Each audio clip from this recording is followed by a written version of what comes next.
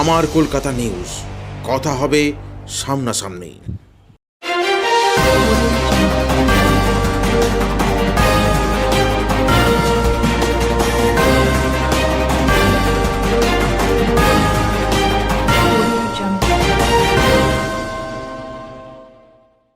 বাংলার মুখ্যমন্ত্রী অনুপ্রেরণায় হুগলির দেবানন্দপুরে শরৎ স্মৃতি গ্রন্থাগার ও শরৎ মেলা পরিচালন সমিতির পরিচালনায় আগামী 21 তারিখ থেকে 28 জানুয়ারি পর্যন্ত হাওড়া জেলা তথা রাজ্যের অন্যতম প্রাচীন সাংস্কৃতিক মেলার 52তম প্রাথমিক পর্বের সূচনা করা হলো কথাশিল্পী শরৎচন্দ্র চট্টোপাধ্যায় এর জন্মভূমি থেকে।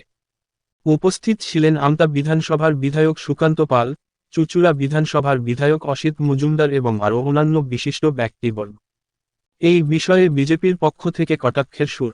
হুগলি জেলা বিজেপির সাধারণ সম্পাদক সুরেশ সাউ বলেন, হুগলির দেবানন্দপুর এই শরৎচন্দ্র চট্টোপাধ্যায়ের জন্মভিটে নিয়ে বিভিন্নভাবে বাম আমল থেকে তৎকালীন বর্তমান সরকার কেন্দ্রীয় সরকারের থেকে বিভিন্নভাবে পর্যটন কেন্দ্র গড়ে তোলার জন্য আর্থিক সহযোগিতা পেয়েও বর্তমানে তা ফলপ্রসূ হয়নি। আগামী লোকসভা নির্বাচনকে সামনে রেখে শাসক দল এলাকায় রাজনৈতিক উদ্দেশ্যে ভোট বাড়ানোর পদ্ধতি অবলম্বন করছে, বিভিন্ন প্রকল্পের নাম করে।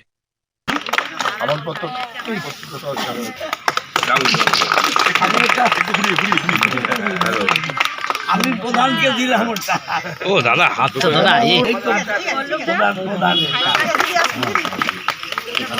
কি হাত এত ঢোকাচ্ছে না। বন্ধুরা আমাদের মধ্যে বসেছে চা দিয়ে খায়,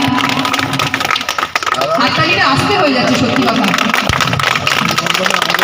অসংখ্য ধন্যবাদ, অসংখ্য ধন্যবাদ।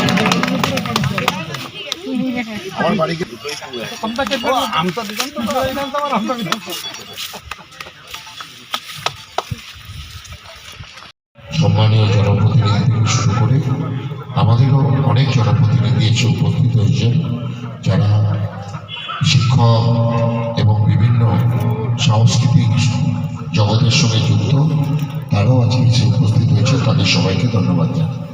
বক্তব্য দীর্ঘায়িত করার জায়গা নেই, আমার আসতে অনেকটাই দেরি হয়েছে, কিন্তু আমি শুধু একটাই কথা আপনাদের বলতে চাই, এই শরৎ মেলা 52তম বছর। আমরা কেউই হয়তো যারা এসেছি তারা 52 বছর শরৎ মেলা শুনে নেই, কিন্তু একটা মেলা শুরু হয় আর সেই মেলার ধারক বাহক হিসেবে আমাদের কেউ কেউ কোনো সময় দায়িত্ব পাই সেটাকে বয়ে নিয়ে যাওয়া। গত 50, 51 এবং 52 বিধায়ক হিসেবে এই এলাকা থেকে নির্বাচিত হওয়ার পর থেকে, আমতা থেকে নির্বাচিত হওয়ার পর থেকে আমরা উদ্যোগ নিয়েছিলাম এই মেলাকে আরও ব্যাপ্তি ঘটিয়ে সারা রাজ্যের কাছে তুলে ধরা। 52 বছরের একটা ইতিহাস কম কথা নয়। এই শরৎ মেলা, এর সঙ্গে শরৎবাবুর একটা সম্পর্ক ওতপ্রোতভাবে জড়িয়ে আছে। প্রতিবারই পরম্পরা অনুযায়ী আমরা শরৎবাবুর যে বসতভূমি, যিনি বার্ধক্যের বারাণসী জীবন কাটিয়েছেন, আপনারা গেলে দেখতে পাবেন যে বাড়ি তিনি আমাদের গোবিন্দপুর নামে কেন গেছিলেন। শরৎচন্দ্র চট্টোপাধ্যায় অনিলা দেবীর নামে ছদ্মনামে তিনি অনেক কিছু রচনা করেছেন। অনিলা দেবী তার বরদেবী, তার বাড়ি ছিল আমাদের গোবিন্দপুর গ্রামে। 1923 সালে তিনি প্রথম দিদির বাড়িতে আসেন। এখানে সম্ভবত 7 বছর শৈশব, পরে মামার বাড়ি ভাগলপুরে পড়াশোনা, পরবর্তীকালে কর্মজীবন রেঙ্গনে, যেটা বর্তমানে মায়ানমার দেশে, এবং পরবর্তীকালে আমাদের জেলায়, কখনো বাগেশিপুরে, এবং 12 বছর তিনি আমাদের সামতাপেটে নিজের তৈরি করা বাড়িতে বাস করেছেন। রাজ্য সরকার কি উদ্যোগ নিয়েছেন সেটা উনি আপনাদের সামনে মানে খুশি, এই জায়গা থেকে খুশি তো, অত্যন্ত খুশি, ভালো লাগলো, এবং এটাকে আমরা গর্ববোধ করলাম যে এই মাটি আমরা স্পর্শ করতে পারলাম। শুনুন, দুটো জেলার যে মিলন, হাওড়া এবং হুগলি, দুটো অনুষ্ঠান আলাদাভাবে হতো।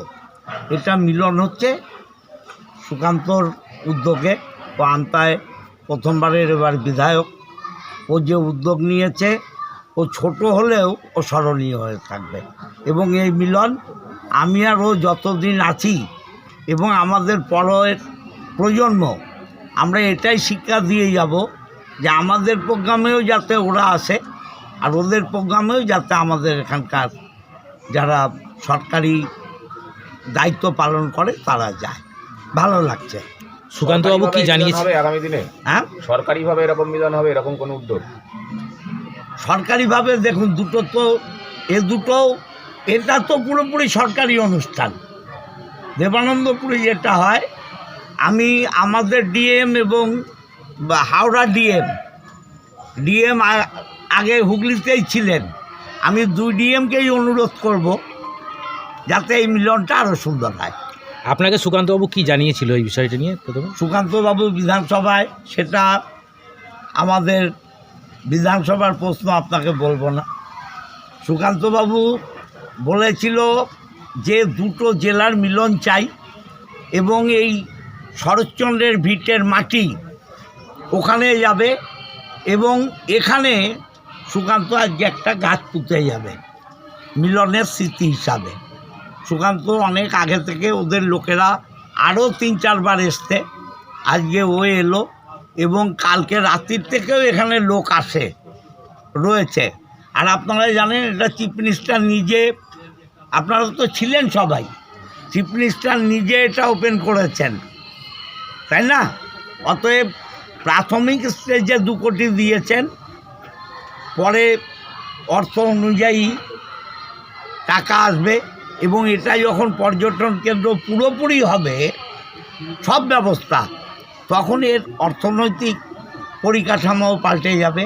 আমরা চাই যে আমতা এবং চুচুড়া একযোগে কাজ করব। তাহলে কি দেখা গেল সুকান্তবাবু এবং অসিতবাবুর হাত ধরেই শরৎচন্দ্রের মিলন ঘটলো হাওড়া হুগলিতে?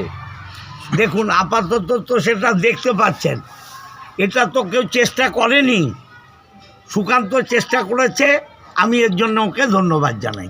ব্যান্ডেল দেবানন্দপুরে শরৎচন্দ্র চট্টোপাধ্যায়ের ভিটেকে কেন্দ্র করে যে পর্যটন কেন্দ্র হবে, এটা নতুন কিছু নয়, এ তো বাম জমানা থেকে এই কথা আমরা শুনে আসছি। কিন্তু শরৎচন্দ্র চট্টোপাধ্যায়ের ভিটে যেরকম কি সেরকমই পড়ে রয়েছে। হ্যাঁ, তৃণমূল জামানায় যেটা হয়েছে, এই শরৎচন্দ্র চট্টোপাধ্যায়ের ভিটেকে কেন্দ্র করে কেন্দ্রীয় সরকারের কাছ থেকে বহু অনুদান নিয়েছে সংস্কারের নাম করে, কিন্তু সেভাবে কোনো রকম সংস্কার হয়নি। বরঞ্চ যে টাকাটা এসছে স্থানীয় তৃণমূলের নেতৃত্বরা আত্মসাৎ করে ফেলেছে। একটা দিন এরা খুব ভালো করে পালন করে, সেটা হচ্ছে শরৎচন্দ্র চট্টোপাধ্যায়ের জন্মদিন। সেই দিন এখানে বেশ প্যান্ডেল দিয়ে ঘিরে ফেলা হয়, তৃণমূলের বহু নেতারা আসে, বড় বড় লেকচার ঝেড়ে আবার নিজের গন্তব্যস্থলে রওনা দেয়। কিন্তু শরৎচন্দ্র চট্টোপাধ্যায়ের ভিটে যেরকম ছিল আগে, ঠিক সেই অবস্থাতেই পড়ে রয়েছে। এই নিয়ে রাজ্য সরকারের কোনো সদিচ্ছা নেই। আজকে যে আবার নতুন করে এই হাওয়া তোলা হচ্ছে, এটাকে পর্যটন কেন্দ্র বানানো হবে, এই যে হাওয়াটা শুধু কেবল ভোটের জন্য তোলা হচ্ছে। এর আগেও এরকম ভোট আসলেই এই ধরনের হাওয়া তৃণমূলের নেতৃত্বরা তুলে থাকে। আমার কলকাতা নিউজ, কথা হবে সামনাসামনি।